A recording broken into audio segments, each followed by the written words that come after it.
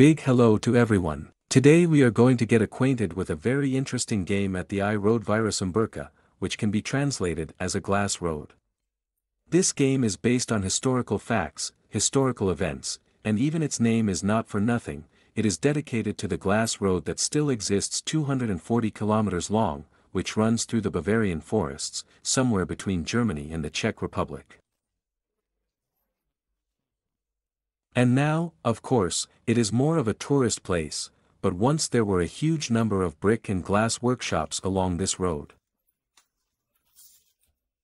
They made glass there. Glass is generally a very valuable material. Now we take it for granted, but in the Middle Ages it was both an expensive and valuable resource.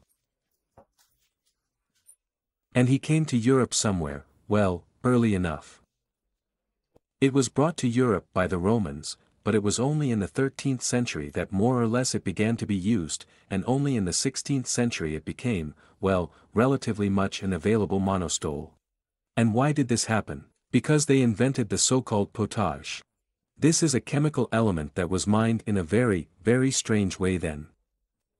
It is now possible to do any chemistry, then at that time. It was difficult at the time. Potage is potassium carbonate. It was necessary in order to produce glass, in order to reduce the process temperature. Without this, it was not yet possible to make the right temperature for the glass to be melted at all. So, potash was invented to do in a very barbaric way. To create it, a huge amount of wood was needed. That is, they burned the wood, then the charcoal was somehow processed and then in some complicated way they made this very shocking out of charcoal. Potage was then added to the so-called calcium sand, where there was a lot of calcium, probably, and the need for temperature in this sand decreased due to the fact that it was mixed with fat ash. Accordingly, it was possible to reach the desired temperature and so the first glass was created in mass quantities. At the same time, due to the fact that there were iron oxides in such quartz sand, and this glass became so greenish from the greenish color, and if you look at ancient glass in museums or somewhere, then it is a little greenish. You can still watch it all. So, people got so carried away with the manufacture of this glass that Peter the Great even at one time issued a decree banning anyone, except the state, from doing this potage, because a huge amount of forests were cut down to make glass. And in Bavaria, there were no problems with this, because when these forests were cut down, the local feudal lords were happy, because they could build everything there, do something. And then, when the seats were vacated, in addition to glass, people needed more bricks. And in these places, freed from the trees that were spent on shocking, they began to build factories for the manufacture of bricks. The technology of bricks was also at that time, well, pretty creepy and complicated. They cut special bricks out of clay, well, bricks, respectively, then they were placed in molds, and these molds were lined with some kind of combustible substance, lit it all and tormented it for weeks to make it work. Only somewhere in the 19th century, normal kilns for firing bricks were invented, but before that, it was done by such a thieving method. So, here is this glass road in Bavaria. It is known for the fact that at that time in the 16th century, glass and bricks were made there approximately. And now it is clear, there is nothing there is only a tourist area with these old factories and they show people how it was in the past. Such is a small historical reference, even a big one for my videos. I usually don't go that far, but it was interesting to me here, because when I see a glassblower, sometimes we have such an attraction here, it fascinates me how something wonderful appears out of some such mass. It's beautiful, it's this. Imagine now anyone with a burner can do it, and at that time, it was a very complex and multi-step procedure. So, the game of iRoad sends us to the 16th century, where we will play for I don't even know who. We are rather managers because we make bricks, we make glass and we manage the construction of buildings and everything together. And in fact, each player will control 2 cycles. One cycle is aimed at the production of bricks, with which we will build a building, and the other production cycle will be aimed at the production of this very glass. And here we meet with the first mechanics that impresses in the eye of the mouth, and here she is not alone, although the game is quite simple. This is such a small resource management rondel, which I, for example, have not seen so often. And he's brilliant in his own way, and it's even impossible to describe him by ear like that, he doesn't show it. That is, it is so not intuitive. Simply put, we have two production resources that we receive during the manufacturing process. These are bricks and glass. Many different resources are needed for each of them, for someone less, for someone more. If in order to get bricks, you only need food for workers, clay for firing and coal in order to burn it all, then in order to make glass you need sand, and yes, and coal, and wood, which needs to be processed into shocking. In general, there are, in my opinion, 5 resources there, then I will show you in more detail. So on one half of this rondel you have the resources you need, and on the other the resource being produced itself. And when you get new resources, if you have more of them than if you have a lot of them, you just move the arrow and thereby mark how many real resources you have. Moreover, the transition of basic resources to advanced ones is automatic. Sometimes you don't even need it. And this is also very interesting in the game built. Sometimes you don't need to get glass. You need, for example, to save sand. And even in the recommendations, or even Rosenberg's rule says, if you don't need glass right now, but need sand for other purposes, then you just don't promote any of the resources, don't increase it. That is, let's say you don't get food, workers don't get food and don't work, respectively, glass is not made. Sometimes it's necessary, but sometimes you can't do anything. You have basic resources that are automatically transformed, and according to this cyclic wheel, which I will say I will collect on video, they turn into basic resources. And what else was the fun of this game so unexpected for me that I'm in a hurry to share with you? The fact is that in our review of Uwe Rosenberg's games, I talked about this game in some detail and I said that it has a very interesting solo mode, for which I took it all. And usually Uwe Rosenberg's multiplayer and solo games are not much different. In the eye, the difference is simply cardinal. And in multiplayer, it turns out to be a completely unexpected game, which is not similar in mechanics to the usual Rosenberg games. What does it appear in? I'll try to describe it. What is the game of I-Road in general? You have, each player has 15 cards with 15 actions. It's about like in the Fode, it's about like in Concord. That is, you have a large number of actions, but you choose only 5 for the game. Moreover, each of these actions has a strong and weak property. That is, it is divided. Each card is divided into 2 parts, and if you can play a card in your turn that no one has chosen, you get 2 results, that is, the upper and the lower. And if someone chose, then only 1. And it turns out that when you choose actions for the current round, you have to calculate the opponent which cards he will take in order to play some cards alone, and on the contrary to screw up some cards so that he cannot play his cards alone. And the game from such a classic Euro from Uwe Rosenberg suddenly turns into a stunning main game. You sit, look at the opponent's tablet and think, what will he build? And what will he do? What will he do? And you think from it. That is, not only on your tablet. Well, it's clear that this is for advanced players after several games. The first games will be played at random and will be played as always, but when an advanced player plays in the eye, he looks not only at his tablet, he also looks at the opponent's tablet to predict which cards he will choose for his round. Well, here's to the current round. And it was so unexpected for me, that is, to see such a main game in Rosenberg's games, when you sit in front of the opponent and count which cards will fall out and your game will depend on it. And why does your game depend so much on it? Because sometimes the cards that you play, they are calculated so that you will get these resources and build something.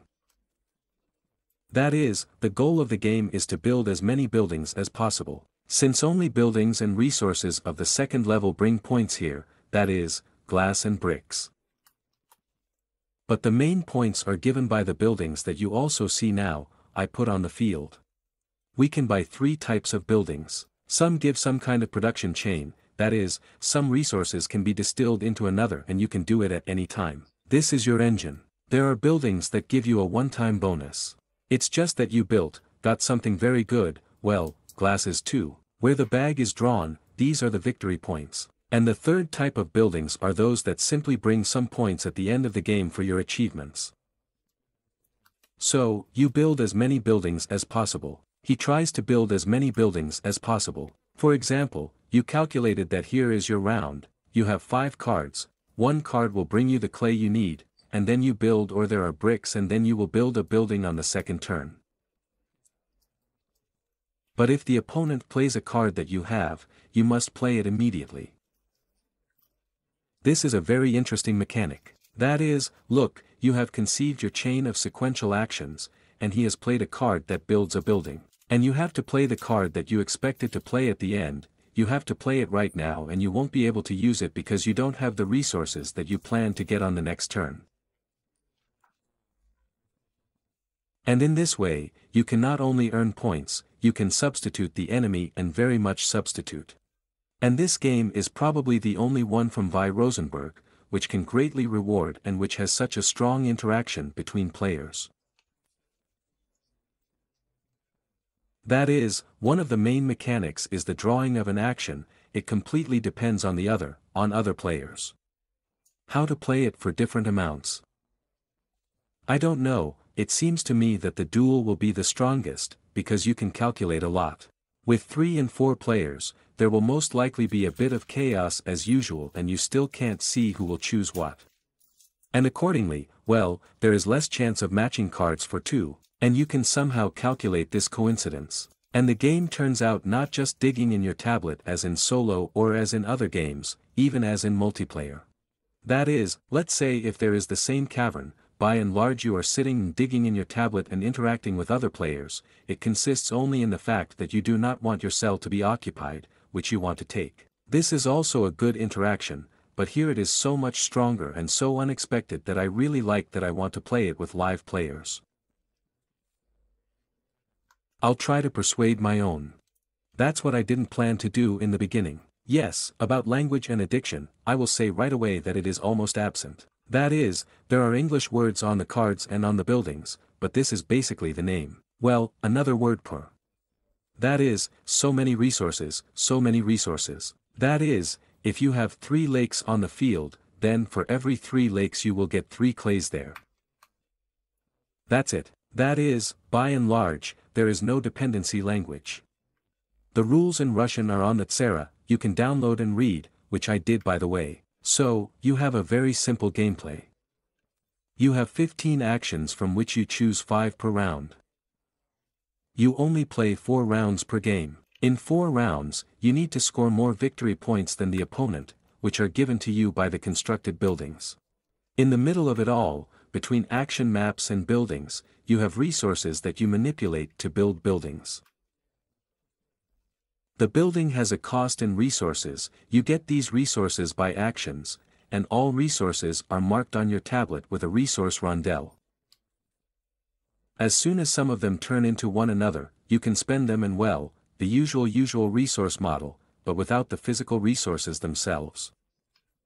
That is, as in the cavern you collect handfuls of these resources, they are not physically present here, they are simply displayed on this little clockwork mechanism, so to speak. Therefore, the game surprised me very much and, in principle, I liked it. Solo mode, of course, I will try, but so far I have been impressed by the system of this main game, which I did not expect to see in the game from Uwe Rosenberg, who is known for his so-called sandboxes, that is, picking at his tablet. Here, if you pick at your tablet, you will lose 100% because the opponent player will hook you.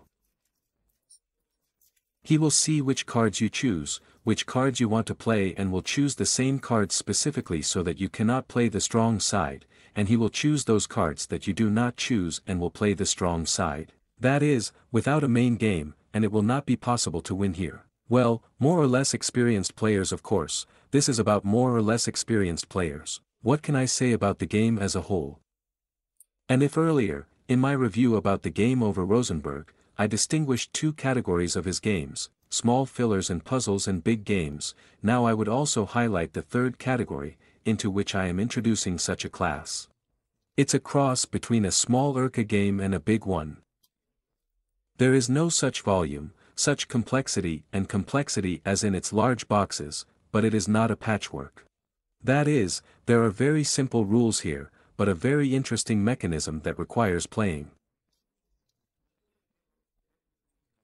That is, for 1 or 2 games it is difficult to see this charm of actions that you all, in principle, should learn all 15 actions after the second game, and I think he is already trying to act correctly with them. A huge number of buildings are responsible for replayability, almost 100 different buildings, and there are not so many coming out to the game. You have time, well, I do not know, maybe a dozen per batch to build. That is, their arrival, their compatibility, their diversity. They allow each game to be played a little bit differently. You can't collect a lot of points here. This is not a cavern for you, where you can easily dial hundreds. It's not Bonfire, where there are hundreds. This is a game where every point makes sense. In principle, the rules say that if you score 30 or higher in the I road, then you are well done and you have understood the game. Well, let's try to score 30 more. For solo mode, this is also a very big figure in this game. So, the advantage of I road is a very good system of player interaction for the Euro, where you play a real main game. The second is a very good resource engine system and resource management in general in this game. When you have basic resources and there are advanced ones and they turn into each other, well, you can say automatically due to this sentry mechanism.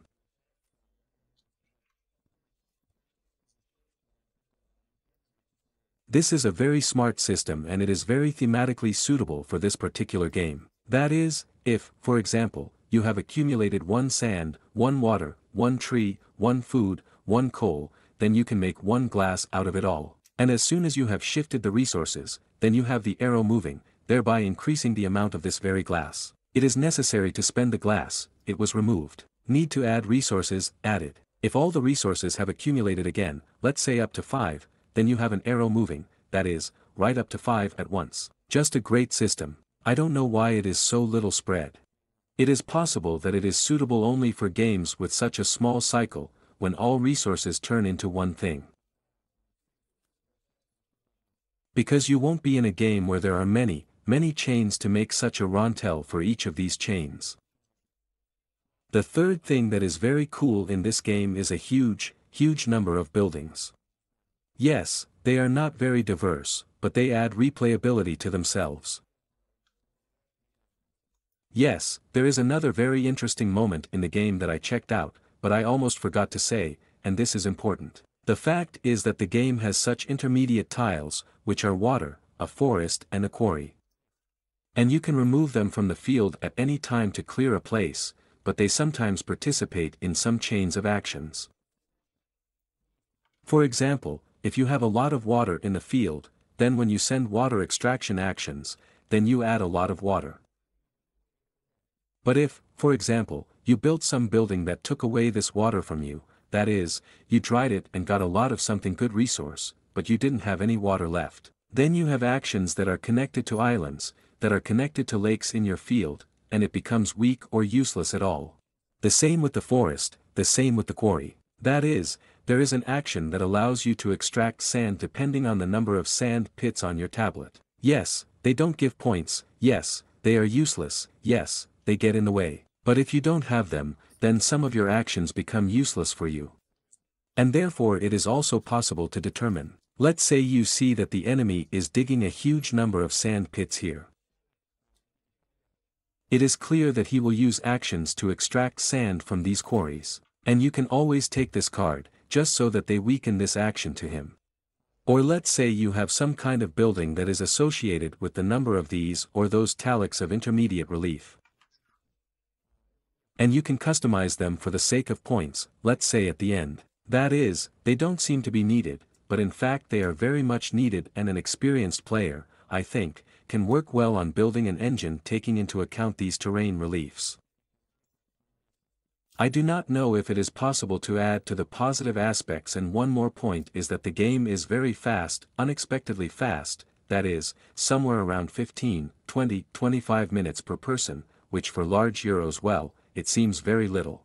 It is possible that for someone it will be a serious plus, that is, you can play it pretty quickly. Yes, of course, experienced players can meditate on these cards, because out of 15 you have to choose 5, do it 4 times per game, and you can sit down for a very long time in this. Well, if a person is inclined to think, then well, it will be a little longer. But nevertheless, it's still not a cavern, it's not a feast for Odin at the time of the game. This is closer probably to almost fillers. Although it will take quite a lot of intellectual investment here to play it well. What are the disadvantages? Well, the first drawback is probably its unavailability, like most of the early games at Virus and Mega. By and large there is no iRoad sale, but nevertheless, if you wish, you can play on a tabletop simulator or somewhere else, or just look at it and get acquainted purely theoretically, which is also interesting. The second drawback is already more related to the mechanics itself. The fact is that many Euro players will just be burned very much by how strong the interaction between the players is and how much you can cut here. That is, you have planned everything you wanted, everything to do, and in ordinary Euros it does not prevent you from fulfilling your plan. Here you can break it off just for 1 or 2. And the game itself, well, 4 rounds only if you even get some kind of plan in 2 of these 4, you'll just get upset, most likely. For an ordinary player who wants to dig into his tablet, this game will not work. It's still interesting here. The fact is that the round ends instantly as soon as someone has finished playing their 5 cards. But the fact is that the cards that are repeated, they are played in the player's turn. That is, this mechanism, of course, also needs to be explained, otherwise it is unclear what the charm of this mechanism is. Look, each player takes 5 action cards for a round. If I play a card that is repeated in the other player's hand, he has to play it too. My card becomes weakened, but he plays his card, which he played in my turn, he also plays it, albeit in a weakened form. Accordingly, if the next time I played again, he guessed again, and he played 3 times, and I did not guess, then he will play 5 cards, and I only 3. But the cards ran out and the round ended, and my 2 cards, they'll just be left with nothing. That is, I won't be able to play them, because the round is over. I hope this is understandable, and this is the strongest pruning that is possible in the iRoad. When a person makes it so that his hand has run out, and you still have 2 cards left. And it turns out that you did 2 actions less in the round than he did than the opponent. Of course, if this happens again 2 or 3 rounds, then it is clear who will win. That is, whoever has done more actions usually wins. Unless, of course, he consciously does the action, and not just from a fool. This is a very peculiar mechanism here.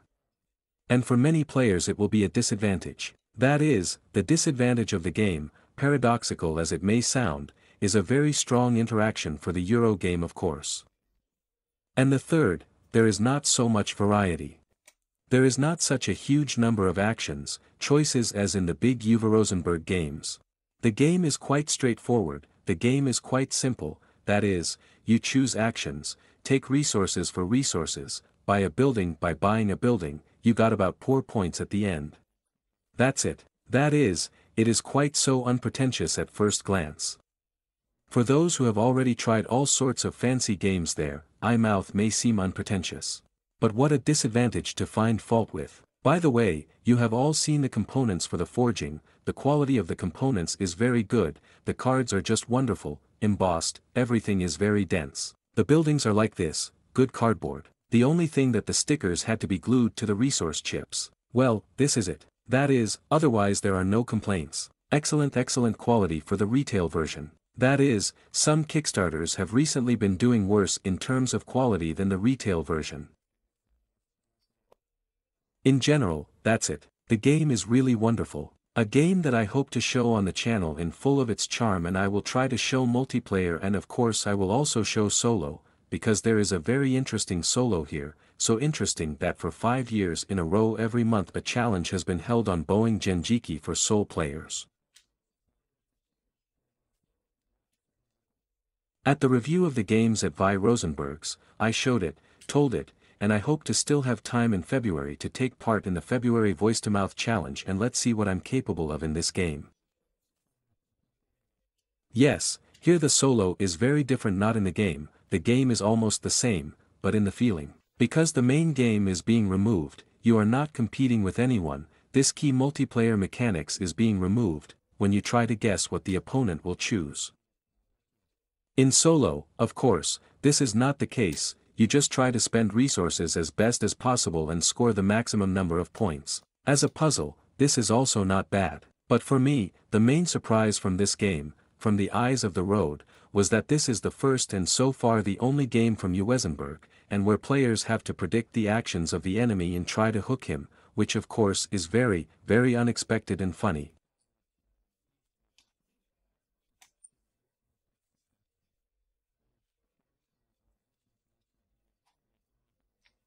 That's probably all for the review.